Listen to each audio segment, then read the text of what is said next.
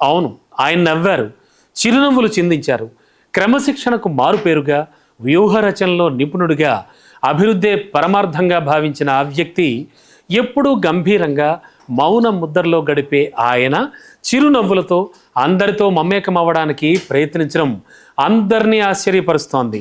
తన సహజత్వానికి చాలా భిన్నంగా ముసిముసి నవ్వులతో కలివిడిగా ప్రతి ఒక్కరిలో ఉత్సాహాన్ని పెంచుతున్నారాయన. ఇంతకు ఇంతలా మారిన ఆ వ్యక్తి ఎవరు? మారిన ఆయన చిరునవ్వు ఎటువంటి ప్రభావాన్ని చూపించేలా ఉంది? మరి ఆలస్యం ఎందుకు? ఆ వ్యక్తి ఎవరో, ఆ వ్యక్తి గురించి పూర్తి స్థాయిలో తెలుసుకుందాం.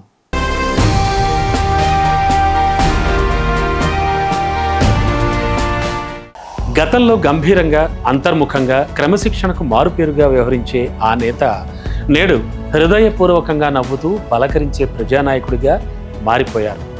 రాజకీయంగా కాదు, వ్యక్తిత్వ పరంగా చోటు చేసుకున్నటువంటి ఈ మార్పు ఇప్పుడు రాష్ట్ర రాజకీయాల్లో చర్చనీయాంశంగా మారిపోయింది. ఇచ్ఛాపురం నుంచి మొదలు పెడితే తడ వరకు తమ అధినేతలో వచ్చిన ఆ మార్పు పార్టీ కేడర్లో ఆనందానికి అవధులు లేకుండా చేసిందా?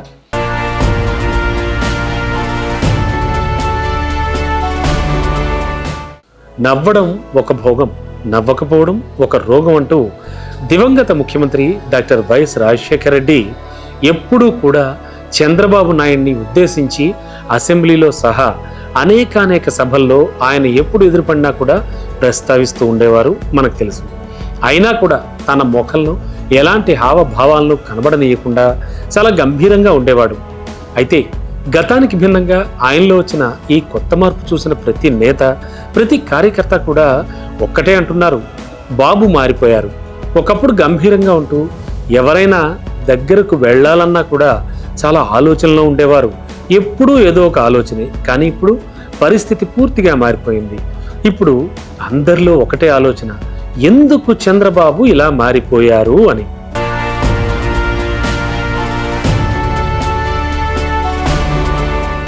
అతి తక్కువ వయసు నుంచే రాజకీయాల్లోకి వచ్చినటువంటి ఆయన ఎన్నో సవాళ్లు, ప్రతి సవాళ్లను అధిగమించారు. తన జీవితంలో ఎదురైన అనేక ఘటనలు, రాజకీయ పరాజయాలు, అరెస్ట్ లాంటి ఘటనలు ఎంత పెద్ద రాజకీయ నేతనైనా కూడా చాలా మానసికంగా ఎంతో కుంగదీయగలవు. సంక్షోభంలో సంక్షేమాన్ని వెతుక్కోవడం కేవలం చంద్రబాబు నైజం. తనకు నచ్చిన వచ్చిన ప్రతి అవకాశాన్ని కూడా ఓ వ్యక్తిత్వ పునర్నిర్మాణంగా తీసుకున్నారాయన. 2023 అక్టోబర్ నెలలో నంద్యాలలో ఓ అర్ధరాత్రి అరెస్ట్, హైడ్రామా, 100 కిలోమీటర్ల పోలీసు వాహనాల్లో ప్రయాణం, సుమారు 52 రోజులుగా జైలు గదుల్లో గడిపిన సమయంలో చంద్రబాబు తన అంతర్గత మనస్తత్వాన్ని పూర్తిగా విశ్లేషించుకున్నట్లుగా పలువురు సన్నిహితులు సెలవిస్తూ ఉంటారు.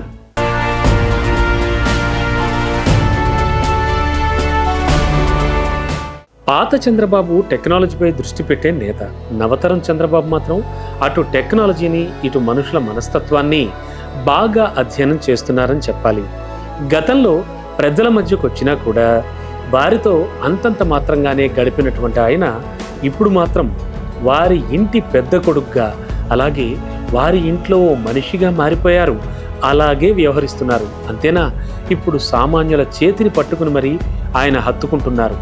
గతంలో చూస్తే ప్రజా సమస్యలను వినడం, వెంటనే పరిష్కారం చూపమని అధికారులకు ఆదేశాలు జారీ చేస్తూ ఉండేవారు. కానీ ఇప్పుడు మాత్రం ప్రజలతో మమేకం అవ్వడానికి ప్రయత్నిస్తున్నారాయన. వారితో ఎక్కువ సమయం గడపడానికి కూడా మక్కువ చూపిస్తున్నారు చంద్రబాబు నాయుడు. అలా చంద్రబాబులో కనిపిస్తున్నటువంటి మానసిక మార్పు సొంత పార్టీలో నేతలకే కాకుండా రాష్ట్ర ప్రజలకు సైతం అనుకోని అనుభూతిని మిగులుస్తోంది.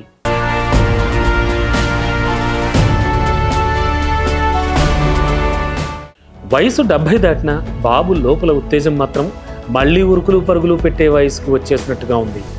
జగన్ ప్రభుత్వ పాలనకు వ్యతిరేకంగా ఎదురు లేని పోరాటం, అమరావతి రైతుల ఉద్యమానికి అండగా నిలబడి మరీ వారితో అడుగడుగున పయనించడం, ఇవన్నీ కూడా అంటే మళ్ళీ అధికారంలోకి వచ్చిన తర్వాత మాత్రం ప్రతి సభలో, ప్రతి కార్యక్రమంలో కూడా ప్రజల మధ్యన నవ్వుతూ అభివాదం చేస్తూ కనిపిస్తున్నారాయన.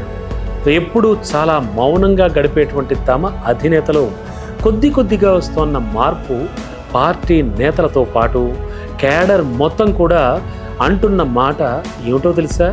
ఒకే ఒక మాట. ఆయన నడకే కాదు, నవ్వే మారిపోయింది అని.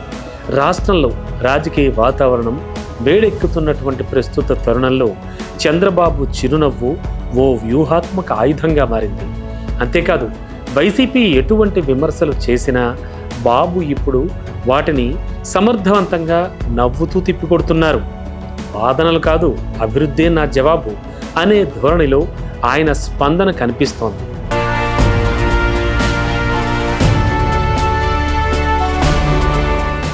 సేవాకర్తగా, ప్రజల కోసం వాళ్ళ మధ్యకొచ్చిన వ్యక్తిగా చూడాలని ఇప్పటికే పలు సందర్భాల్లో ప్రజలను కోరుతోన్న చంద్రబాబు రాష్ట్రాన్ని అభివృద్ధి పరచాలన్న కలలు కనే ముందు ప్రజల హృదయాల్లో చోటు దక్కించుకోవాలన్న ఆశ బాబులో బాగా కనిపిస్తోందంటున్నారు. అందుకే ఆయనలో ఈ మార్పు అనేది తెలుగు తమ్ముళ్ళ ఆనందం.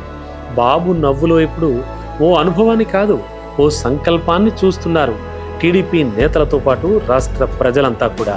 ఇక మారిన వ్యక్తిత్వం వెనుక రాజకీయ హితం మాత్రమే లేదు, ప్రజల కష్టాన్ని సైతం అర్థం చేసుకునే మార్గమే ఉంది అన్నది వారి వాదన. మరి ఈ మారిన మనసుతో ఉల్లాసంగా, ఉత్సాహంగా ఉన్న చంద్రబాబు జనం నచ్చే, ప్రపంచం మెచ్చే కొత్త రాజధానిని నవ్వుతూ నవ్విస్తూ రాష్ట్రానికి తీసుకొస్తారని అంతా ఎదురు చూస్తున్నారు. హలో, తెలుగు రాజ్యం ఛానల్ చూస్తున్నారా? సామాజిక, రాజకీయ, జీవన చిత్రణే తెలుగు రాజ్యం. అతిశయోక్తులు, అసత్యాలు ఉండవు. రాజకీయ కోణం కాదు, ప్రజా కోణమే కొలబద్ద. తెలుగు రాజ్యం వీక్షణ మీ ఉత్తమ అభిరుచికి నిదర్శనం.